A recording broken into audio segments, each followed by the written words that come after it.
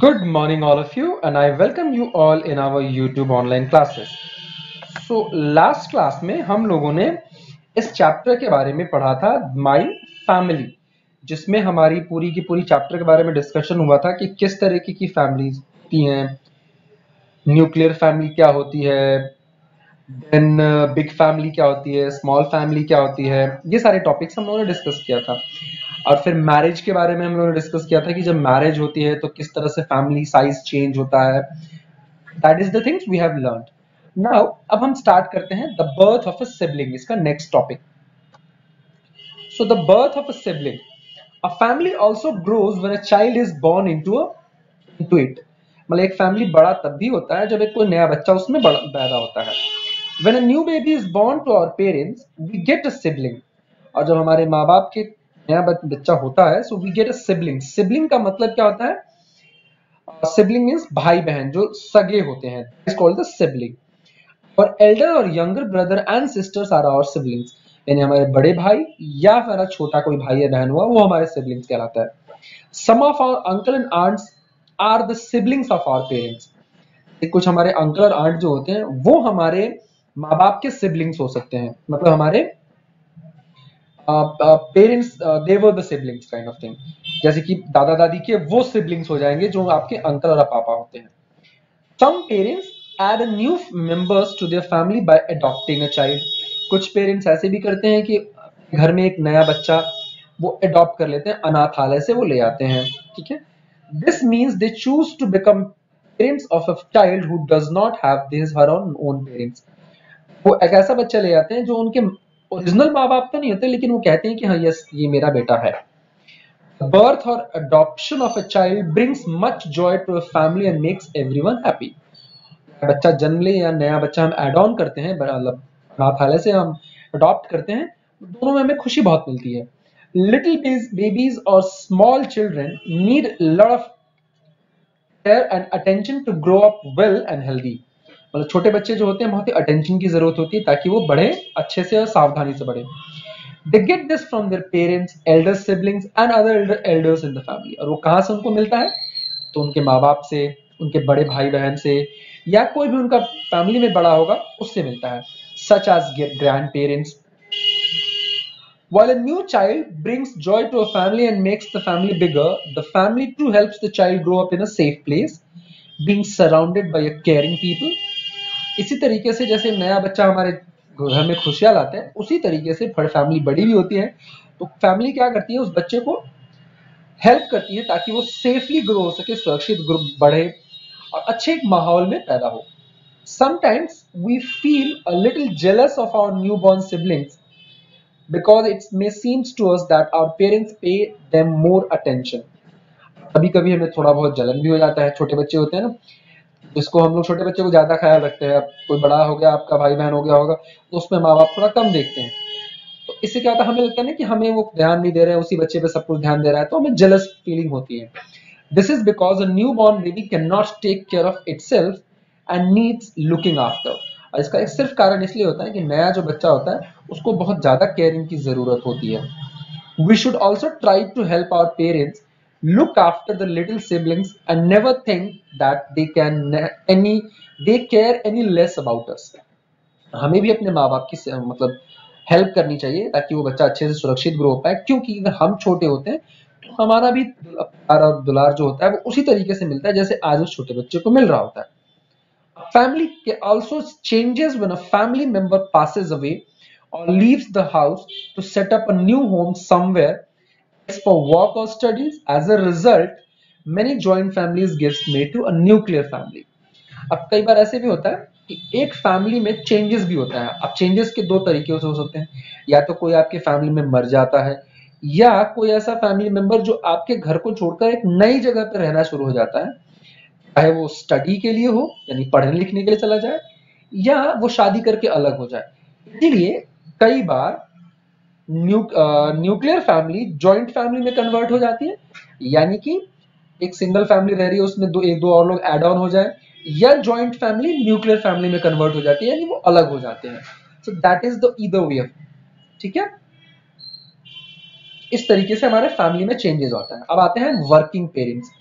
Parents जो काम काज करते हैं, तो in every family different members do different kinds of job. मतलब हर एक परिवार में हर तरीके के मेंबर्स आपको मिलेंगे, हर तरीके का काम करने वाला लोग मिलेगा।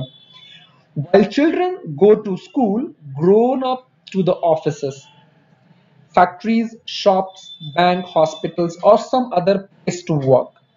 जब बच्चे स्कूल चले जाते हैं तो उनके जो बड़े होते हैं वो ऑफिस, फैक्ट्रीज, जहां अब उनके काम होता है वहां वो चाहते हैं काम करने।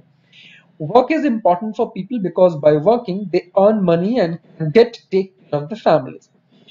इसलिए काम सबसे ज्यादा इंपॉर्टेंट होता है क्योंकि वो काम करते हैं ताकि वो पैसे कमा सकें और अपनी फैमिली को चला सकें। People also work because they enjoy the work that they do.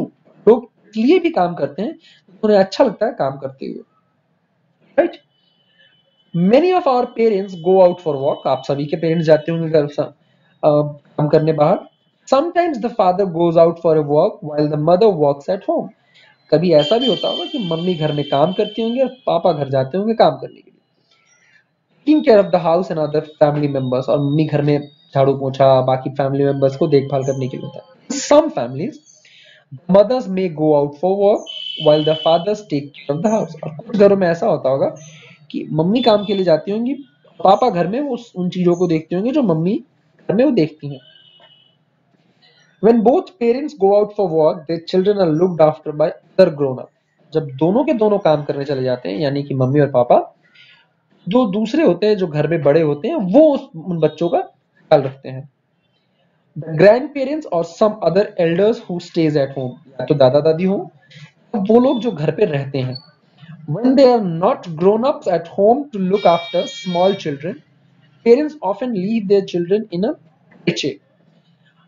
अब देखो, मान के चलो कि ऐसा भी फैमिली हो सकता है जहां पे दादा दादी ना हो, सिर्फ मम्मी पापा और आप लोग रहते हो, आप उतने बड़े ना हो जिससे कि आपको छोड़ा जा सके अकेले। तो क्या होता है उस कंडीशन में माँ बाप लोग क्या करते हैं, क्रेचे जगह में रख देते हैं। अब क्रेचे क्या होता है, एक डे केयर सेंटर है जहाँ पे जब तक आपके माँ बाप ऑफिस करते हैं तब तक आपका देखभाल किया जाता है, फिर वापस आपको रात में वो आप अपने पास लेकर आ जाते हैं। It's called a day care centre.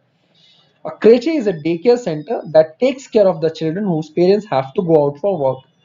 They look after the children for the time that the parents remain at work.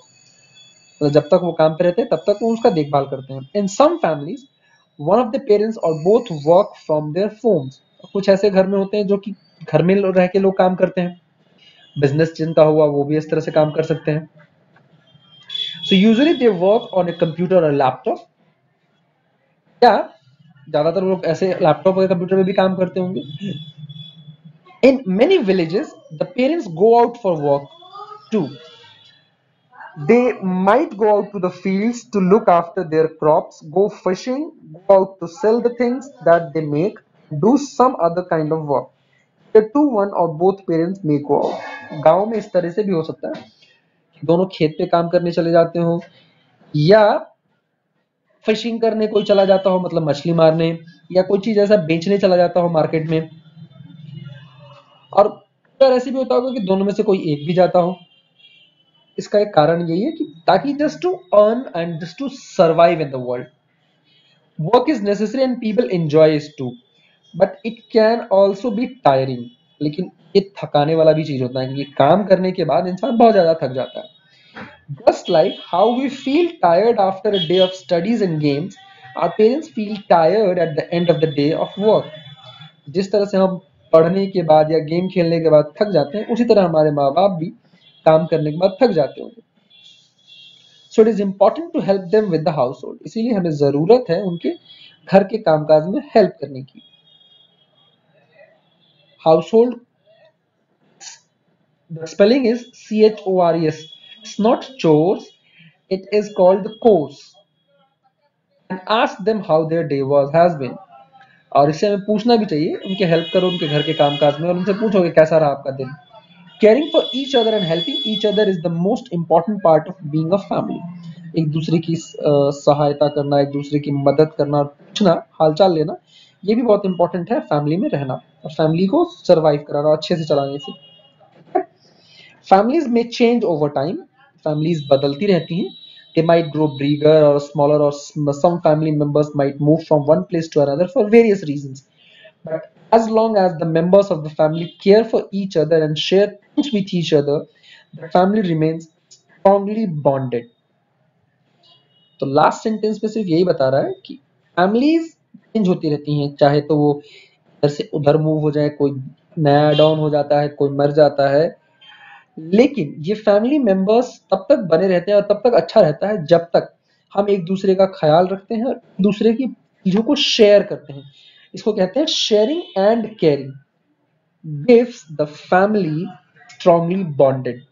ये परिवार को एक जुट में बहुत अच्छे से बांध के रखता है. That is the reason family, nuclear families और जॉइंट फैमिलीज का डिफरेंस समझ में आएगा. अगर आप जॉइंट फैमिली में रहते हो तो आपको कोई जल्दी डरा नहीं सकता है, आपकी फैमिली मेंबर्स पे कोई लड़ाई नहीं झगड़ा कर सकता. लेकिन अगर आप न्यूक्लियर फैमिली रहते हैं तो आपको कोई ना कोई परेशान करेगा, because they know it, nobody lives together, और इनको कोई बचाने वाला नहीं आएगा. सो इस तरीके से हमें फैमिली को रखना चाहिए ताकि जरूरत के समय पे हम एक दूसरे की मदद कर सकें. Alright, thank you so much for watching this video. If you like the video, like and share. And before going to end the video, ये चैप्टर हमारा खत्म हो गया. नेक्स्ट क्लास में हम इस चैप्टर का एक्सरसाइज पार्ट भी करेंगे. Alright, thank you.